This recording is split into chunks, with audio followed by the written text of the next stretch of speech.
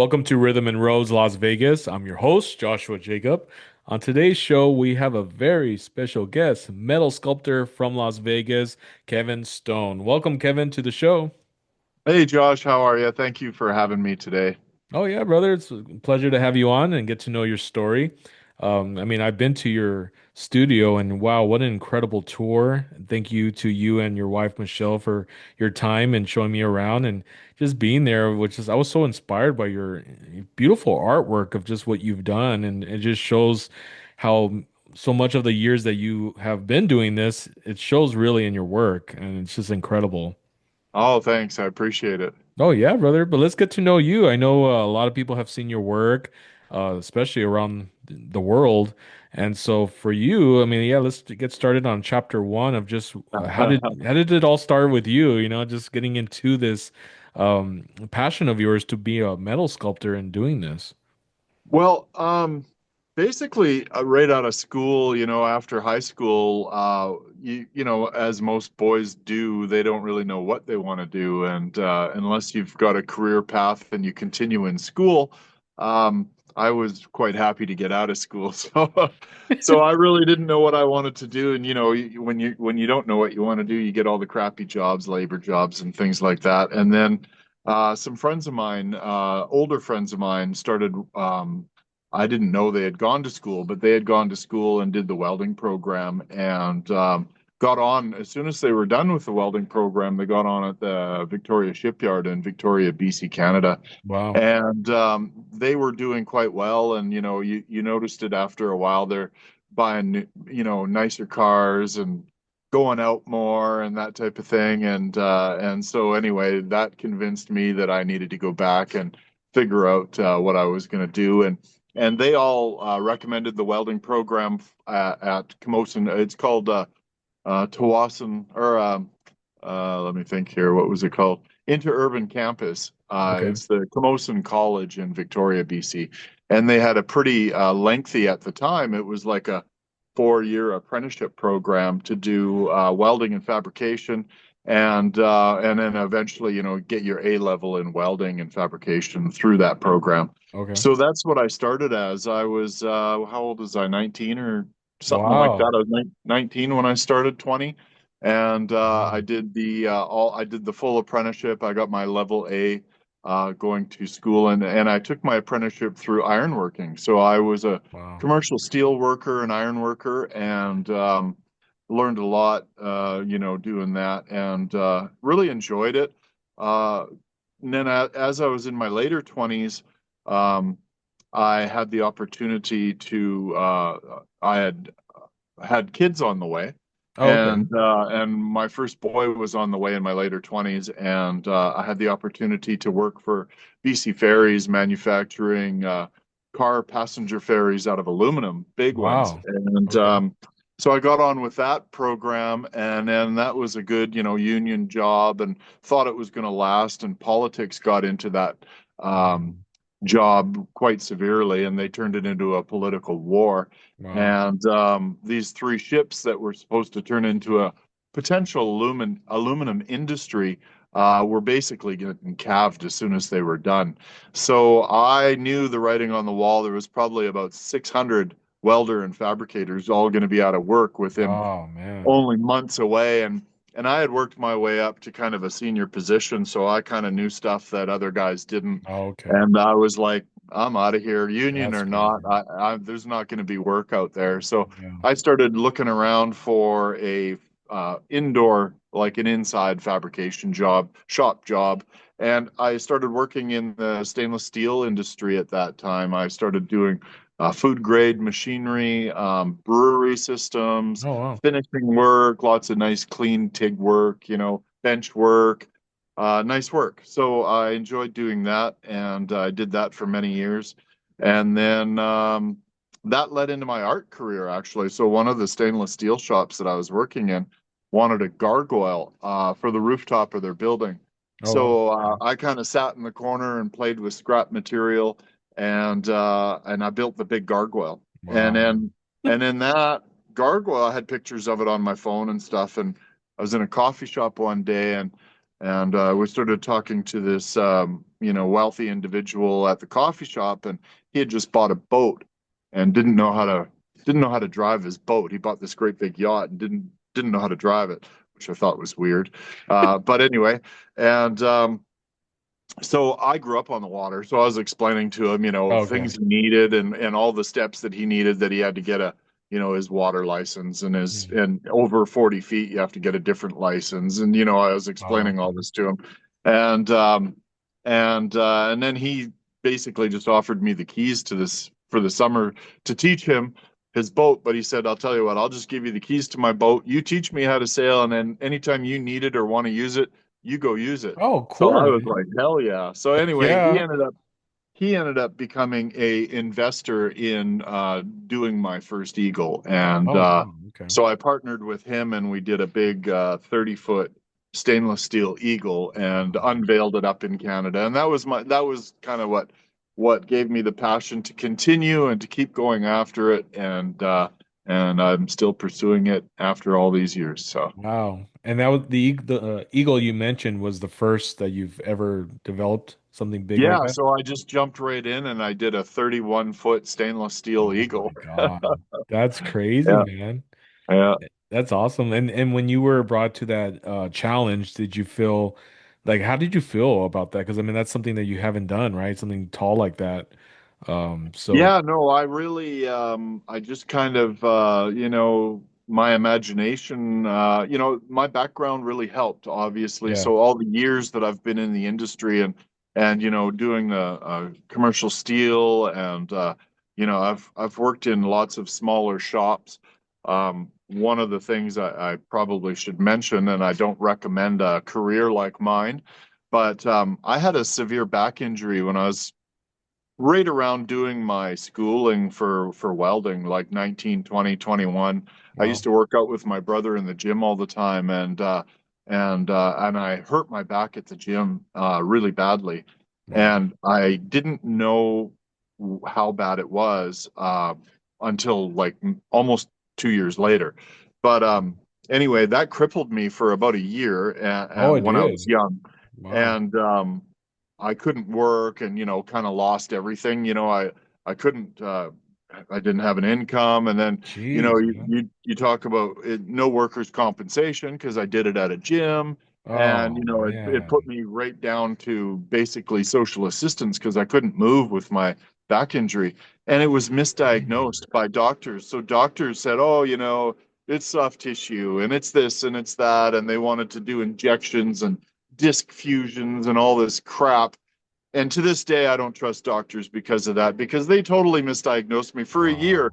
Wow. So what had happened is um, four ribs in my back had popped out of their sockets, Oh and they needed man. to be basically through a chiropractor popped back into their location, Okay. and allowed to heal. But Yeah. because they were out for so long, I finally, anyway, long story short, I went to a chiropractor, and he popped everything back in. And for the first time in a year, over a year, um, I could stand up, I like straight, and I could Dang. breathe, because what I couldn't do, because my ribs were out, Right. I could never take a full breath of air for over a Right. year, That's crazy, man. and I was in full depression and broke, and Oh like everything, man. right? And so at least that was my path to healing. And it took about 10 years for my back to, I wouldn't say it's probably like fully healed. I would say it's as healed as it's going to get, but it doesn't bother me all the time now. I do have a flare up once in a while, Yeah.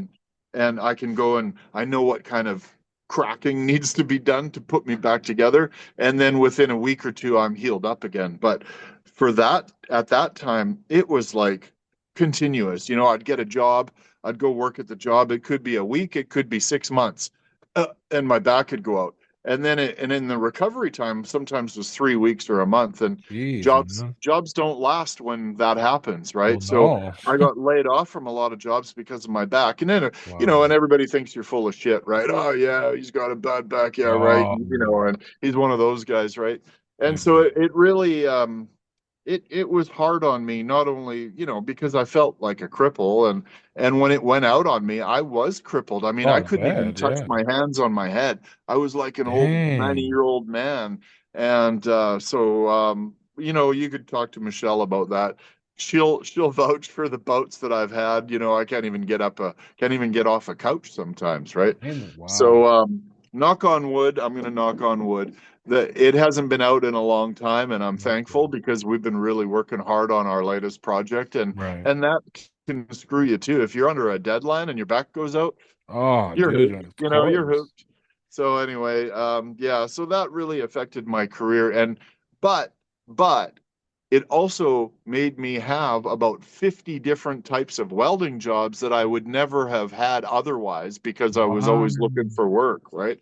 So what Yeah. happened with that is it actually gave me a shit ton of experience in all these different levels and Man. experiences in fabrication because I would take any job that came to Yeah, my that way. So it came. could be aluminum, it could be stainless, it could be mining equipment and making buckets for tractors. I mean, there is no job under the sun that semi trailers and everything in and shit spreaders, big steel shit spreaders and augers, Dang. and there's nothing under the sun that I haven't fabricated. And really the result of that was because of my bad back and always, Wow. screwing up jobs for me.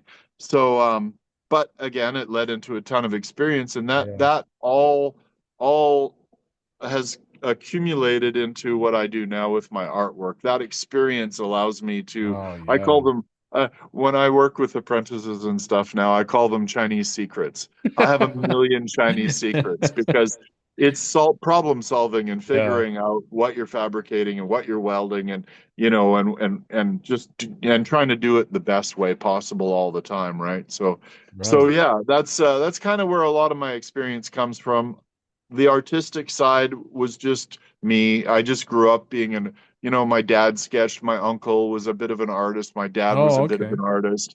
And I used to play like doodle games and drawing games with my dad as a kid and stuff like that. And I really liked cars. Like I grew up in the 70s, so I grew up well, two things. My dad was kind of a Conan fan, so I grew up like Oh, with okay. Conan magazines Yeah. and the fantasy and the monsters and all that kind of stuff. Yeah. But also at the time, early 70s, the vans were coming out, and then I'd see a van with a big Conan mural on it and stuff, and I kind of, I guess, at a young age, associated those things, and I loved, the C cab Hot Wheels and all the different models that I used Oh. to build. I'd build car models and chrome hot rods and all the crazy George Barris cars and stuff from the 50s and 60s and 70s. So I Wow. was, and we had a gas station. So I grew up in a gas station, seeing those cars firsthand pull up for gas and stuff like Oh, that. man. All So the great I was cars, man. really I was a car kid, Yeah.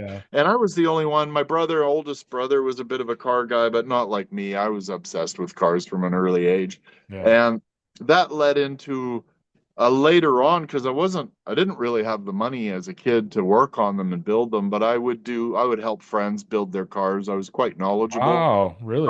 So I would help friends build their cars, and then they'd get me to Very cool. paint them, and they'd get me to do, things like that. Yeah. And then I got into this art career, and I did full circle. I actually ended up in the cars again. So what happened is um, that first Eagle that I built Hmm. through an investor, that investor tried to steal my Eagle and Oh, sell it out from man. underneath me, locked me out, and just was a criminal kind of thing, Wow. and was trying to scam me. And so that led into another investor who was a better investor. And that was stuck in courts basically, and for a couple of years. I ended up winning and I got my Eagle back, but it was Oh, already really? Okay. damaged because they tried to relocate it and all this kind of stuff. So I did end up with it back, and I did end up repairing it, and I did end up finding a home for it. Oh, So that's good.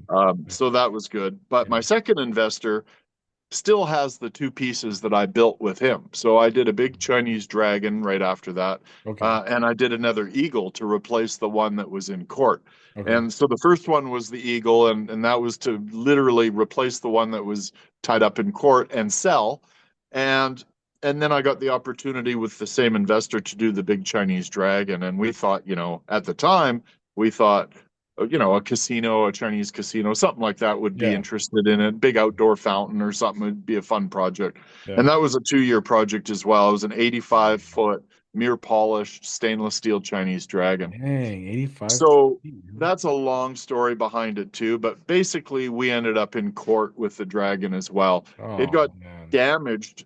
It was being shipped back and forth to a casino, and they were leasing it, and when it was coming back home, the shipping company hit an overpass with it and did a bunch of damage. Oh And then man. my partner tried to treat me like a peon basically and go around me and play the big wig and Oh tried to man. sue the shipping company. But I had already talked to the insurance company about how much damage it was, trying to assess the physical Oh yeah. cost of the damage that was done. And I'd already been working with them. So rather than listening to me, he just tried to go around me and sue them, which basically parted our ways instantly because he had no Oh, respect for what I was trying to accomplish with. I didn't want to lose my piece and write it off just to get a paycheck. I oh wanted yeah. to repair it and see it out in the public Of and see it course, yeah. in its forever home. So anyway, rather than work with me, he turned around and sued me. So and Dang, he dude. I'll give him the credit. He invested in me and he invested in the in what it took to build those things. But what he did at the end, he put a $10 million price tag on my dragon, which was ludicrous, right? So it's not Wow. going to sell with a $10 million price tag. We had some serious negotiations and an offer on my eagle that he had helped me build.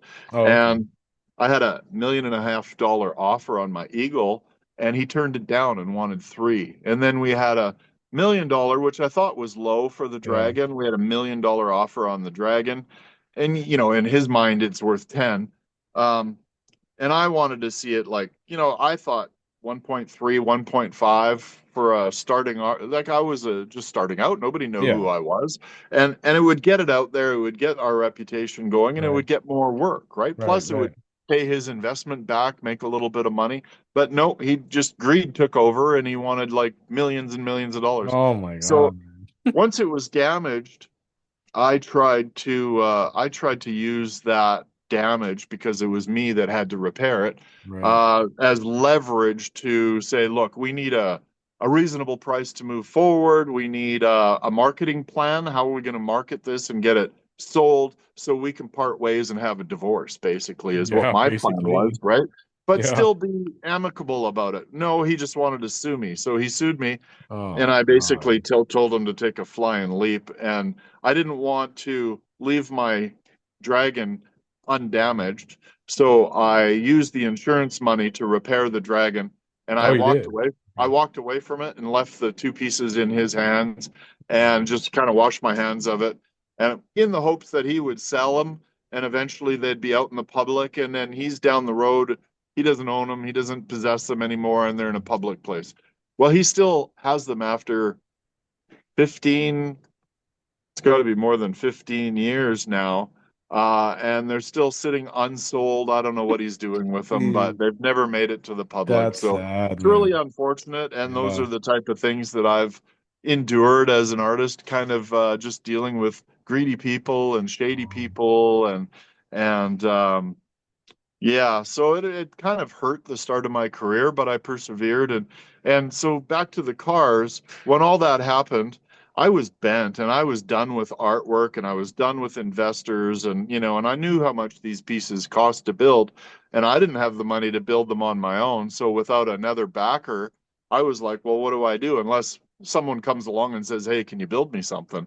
So I didn't know what to do for an income and I was like, well, the only thing I really, really know and I didn't at the time, I'd been working on my own for quite some time. I didn't want to go back and work at some welding shop for 25 bucks an hour or something. I couldn't see that happening anymore. And I had all this welding equipment. I had been living out on a farm for a couple of years that had a big Oh, shop on the farm, and I had equipped the shop with everything I needed to fabricate. So I basically had enough tools to have my own little welding shop yeah. or something like that. I wasn't sure what I wanted to do, and I talked myself into opening a hot rod shop. So I went and opened a hot rod shop with my wife, That's cool. and we ended up growing and having a successful hot rod shop for 10 years. Wow. 10 years? And yeah, we had it nine and a Yeah. half years, and then towards the end of that, I brought on partners again, which I wasn't thrilled about the direction the partners again with the Okay. partners. They Yeah. wanted to go in a different direction, and for me, um, I'm kind of like an old school guy. I like to build them and custom build them and hand build them and all that kind of stuff. But they wanted to have more of a everything shop. So, they wanted to do ceramic coatings on modern cars and alignments and work on diesel trucks and do everything. So they Yeah. wanted to be a one-stop shop where you Okay. work on every vehicle and paint any car. And it was just like it wasn't it's not a hot rod shop to me anymore. So yeah, So fixing um everything else. yeah, the money was there. I mean, they had the marketing wise and investment wise as partners, they were heading in the right direction because, then there's more income and you Yeah. grow and you get, busier and all that stuff. But I wanted to stick to high end, small amount of high end cars and be Yeah. more following, places like the Roadster Shop and following places like the Ring Brothers, and you get a name for doing really high end, really quality cars, Right. more like art pieces rather than production, right? And that's kind of where my mindset was, and theirs was not. So at the time, I started getting all these inquiries about big projects and stuff. And my wife had, it literally in the time that we had the hot rod shop, I had it for about um, 9.5 years. It probably took me 3 years for my wife to convince me to build another sculpture. And I ended up doing like a Harley Davidson dealership, Harley Eagle for a dealership. Oh, you did? And uh, Hmm. and so that kind of triggered the motivation to do some more sculptures. And I ended up doing 4 or 5 eagles out of the hot rod shop, Wow. uh, just on the side, kind of. They weren't Yeah. too big. They were starting to get big, and then I got an opportunity to do one for the Big Boys Toys Show here in Las Vegas.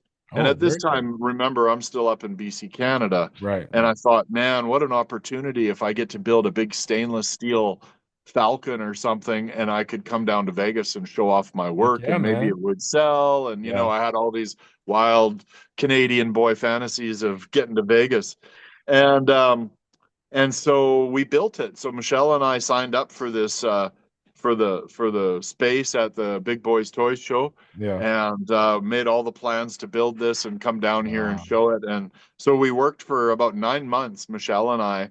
We let the hot rod shop just do its thing, and I overseed everything, but we just kind of stayed separate and built this big Falcon for the Big Very Boys Toy cool. Show. Wow. And right when we finished it, literally, we finished it in somewhere around summertime, and COVID hit Oh, man. and shut everything down. Then, of course, Vegas shut down, and the show was Oh, canceled. dang. And we had invested a lot of time and money in polished stainless, in this, and it was like a 30-foot Falcon that we built, Yeah. 25-foot Falcon that we Wow. built all in mirror polished stainless. So I was like, oh, that's Yeah. not good. So, That sucks, man. um, so then back to building cars, and and now my partners are a little pissed off because they thought they were going to see a bit of a windfall, with me taking the time to build this in the shop and Oh, of everything, course. Yeah, yeah. and so that led into some division a little bit with my partners there, and I thought, it's my artwork. How does this fit into the hot rod shop? But Right. I get it. Separate. I mean, I'm using the space, and I'm at the shop as an owner working on something that's separate, right? Yeah, So, yeah. um, so right around that time, I started to get inquiries on big projects that were so big, like the Drogon, the big 55-foot fire breathing dragon. they had called me basically at the start of COVID and wanted to go ahead with a 55-foot Drogon, Wow. and and then I had another inquiry shortly after that um, from a billionaire in Miami who actually tried to buy Drogon while I was building it. While you were And building. then, Okay. yeah, so when I started building it, I post everything I build. Even when I Yeah. was building cars, I post every stage and every step. And I do that for two reasons. One is for my followers to see the progress on builds so they can Yeah. follow them, whether it's a sculpture or whether it's a car or whatever. But also, it works legally too, because, if you ever have any legal issues about a car you built or something you've built, you've documented Oh, everything very on true. video and Yeah. on pictures, and there's nothing anybody can argue about that you didn't do it properly and to the best of your ability because it's documented, right? Right. Yeah. So I'm not That's afraid smart to to, do. yeah, and it's paid off in the past too, for sure. Oh, yeah. Um, and so anyway, because I do that,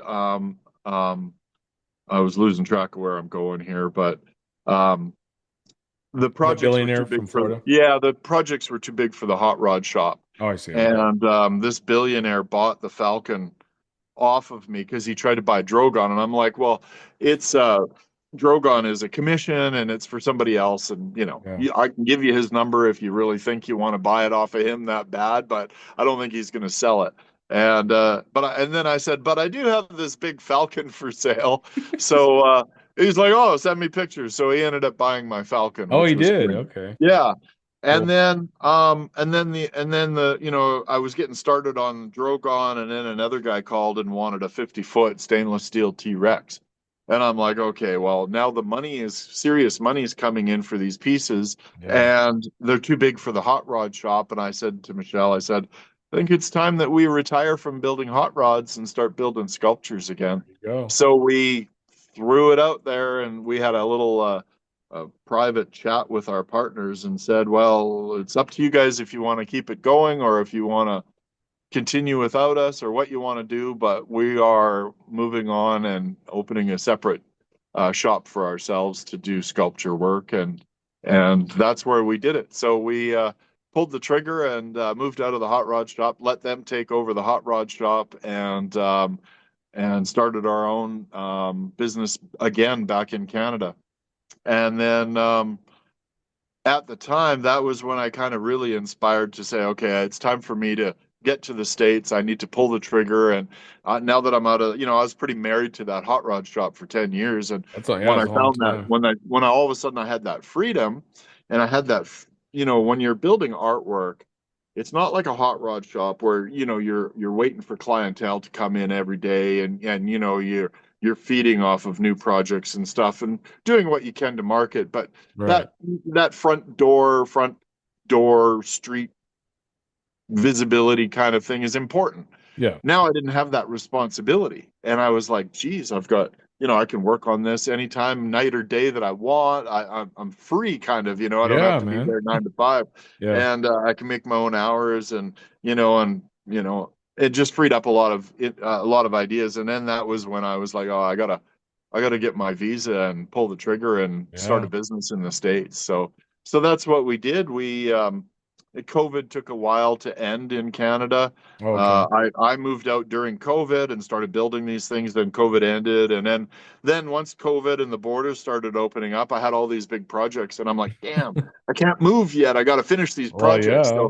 So I had to finish all the projects and get them delivered and installed, and then it freed us up to move here. And actually, my visa was approved 6 months earlier, so I wasted like 6 months of my visa trying to finish these projects in Canada so I could get out of there and move down here. But Wow. What is, it all worked out, and we had a little bit of work lined up with us to move down here with, and then that kind of opened the doors for us to just start production and find a shop, and we sold everything when we left Canada. We sold everything we own. We wow. thought, you know what, just a clean slate. It was such a hassle to bring all our tools and all our belongings as a move Oh my to, God. it was Yeah. one thing to like sell everything, but it was to move it. You had to document every serial number, where it was Oh my God. manufactured, you know, what its value was, and then you had to show documentation proving that it was valuable, and and it was Jeez, just there man. was so much red tape and paperwork at the Yeah, border. I'm like, fuck it, we're getting rid of everything. We'll drive down there and start new. And literally, that's what we that's what did. you did. We brought our project car. I had a '54 Buick twin turbo project car, and I had a 1936 Oldsmobile three Wow. window coupe. 35 three-window Wow. coupe. And I brought those two with me. I didn't need to, but I Yeah. really had the hope that I'd get to finish them. And and then one toolbox, one welder, couple boxes of grinders and power cords, and that was it. And That was then, it. our bed and our couch. That was it. Dang, No, dude. no lamps. We brought our bedding and our clothes, and that was it. And then everything. We had no furniture. We had no table to eat on. We had Oh my God, um, dude. no chairs. We had nothing when we You moved really down started here. from scratch.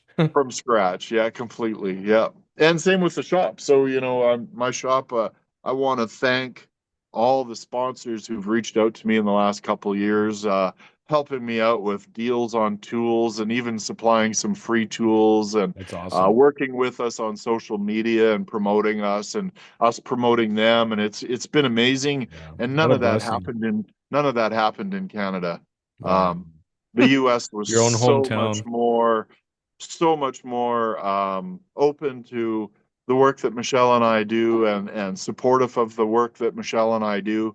And we've been grinding at this for a lot Oh of years yeah. now. I think now I'm well over 25 years of doing this full time. So Wow, man. What so a yeah. what a journey. Thanks for sharing all that. And yeah, and thanks to your sponsors, they've helped, they see your vision, they believe in you. And that's a blessing from everything that you sold back home. And here, a lot of the sponsors have helped you get back on your feet and Yeah. using Oh, those for sure. tools to help that. Yeah. Yeah. Yeah, Yeah. It's been amazing. that's And, awesome. I have, for me, just as a kind of an artist, I have the best equipped shop that I've ever had now. Wow. And I kind of had a business plan and a goal when I moved down here. So my first goal, which was a 5-year goal, was to just set up shop. I figured in my head it's going to take me 5 years to rebuild and Yeah. get enough tooling and to be fully functional where I want to be.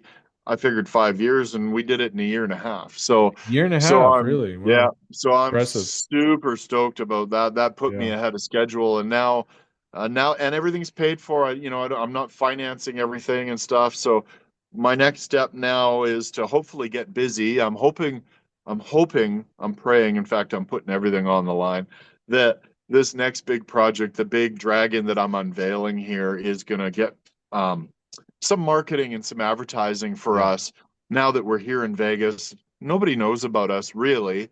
The people that follow us, and there's a following in the metal industry that follow me, and maybe a little bit in the art world, but really not huge. Not shoot. But Okay. we want to open those doors up now that we're here in Vegas. We Yeah. want all of Vegas to see what we're capable of. So we've tackled the biggest project we've ever done. And 20 years ago, I used to say, wouldn't it be amazing to do a big giant dragon of one of my big dragons and unveil it in Dang. Las Vegas?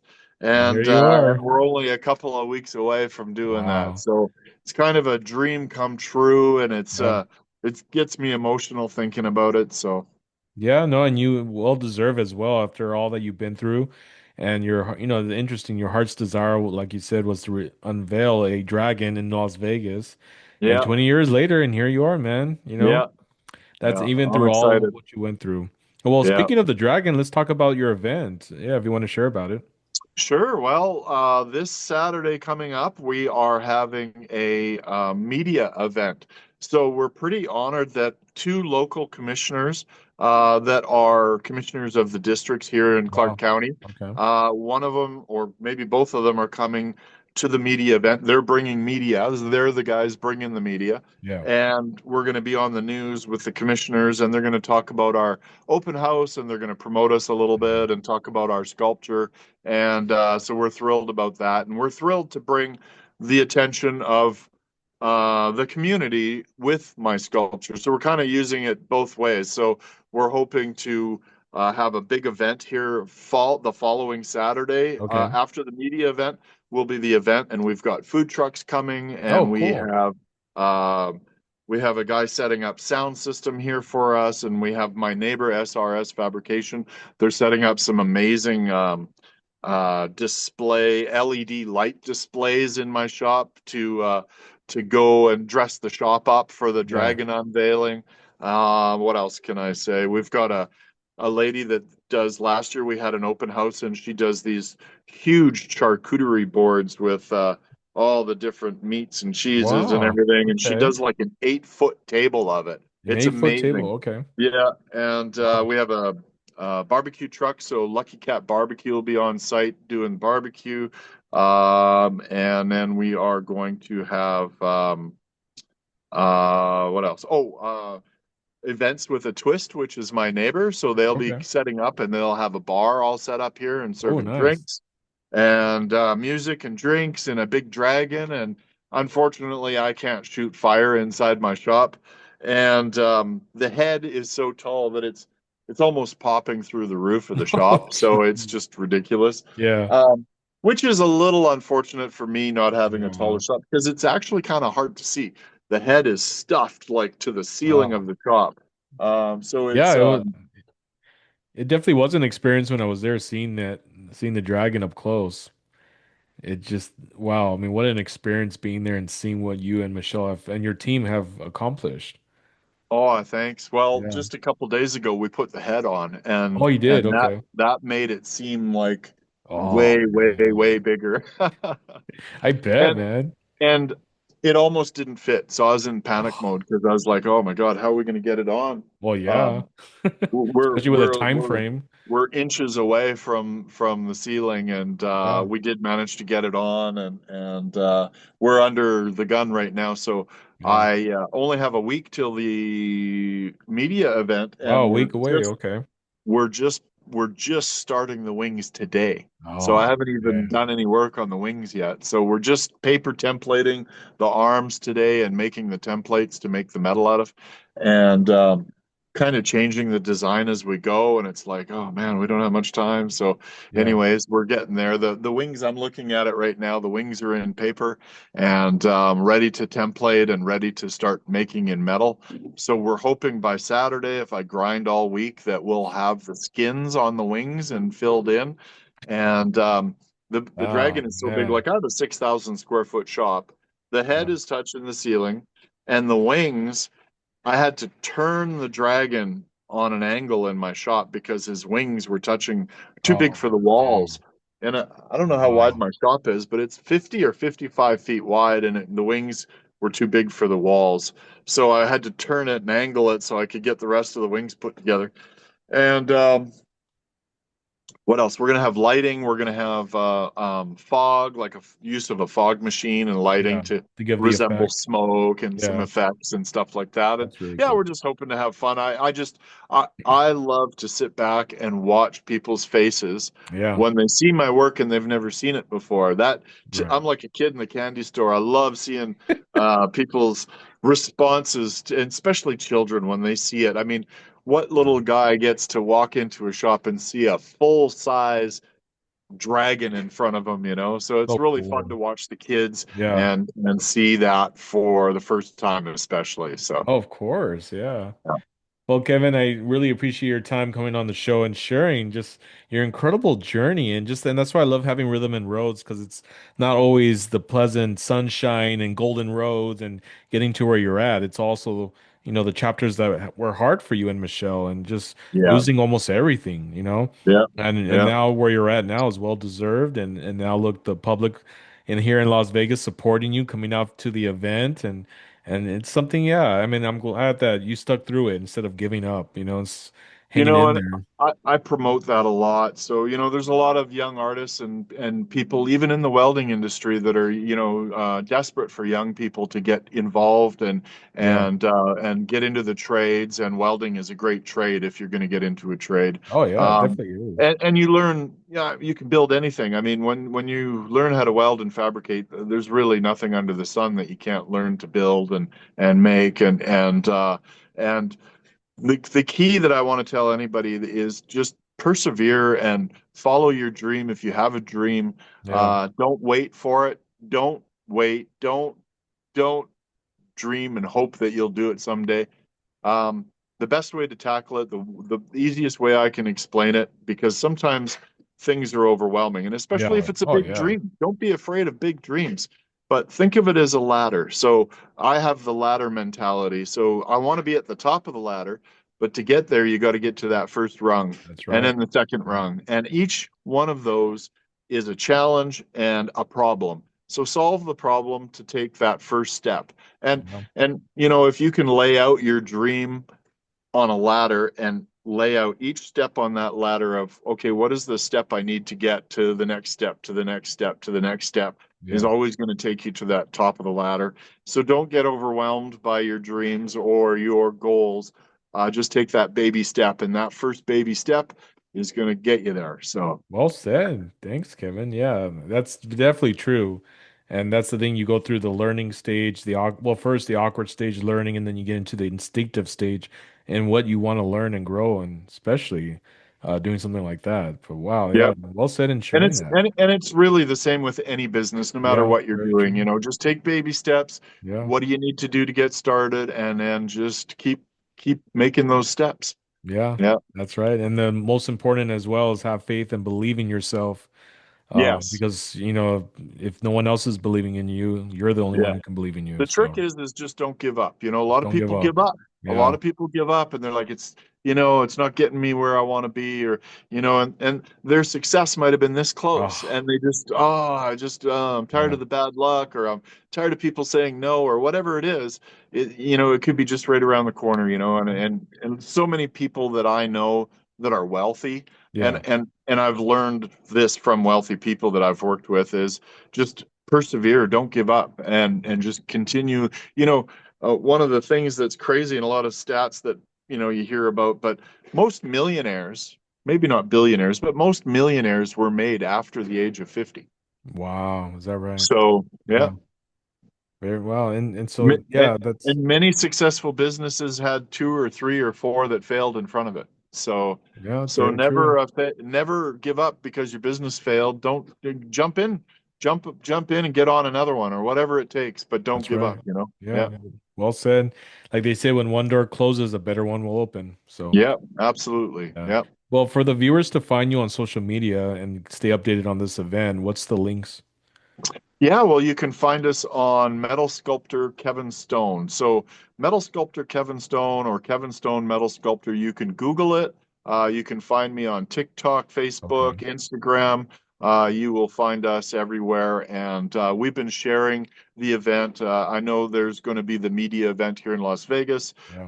I believe the Las Vegas Arts Council is either sharing it or going to be sharing it in the next week or so, Very cool. and we will remind them if I remember to remind everybody. Yeah. And then we'll be sharing it on groups and social media platforms and some local Las Vegas groups, like the Arts District and stuff like that. So we'll be sharing that online. But we're located in North Las Vegas, and Saturday, the 28th, at my studio.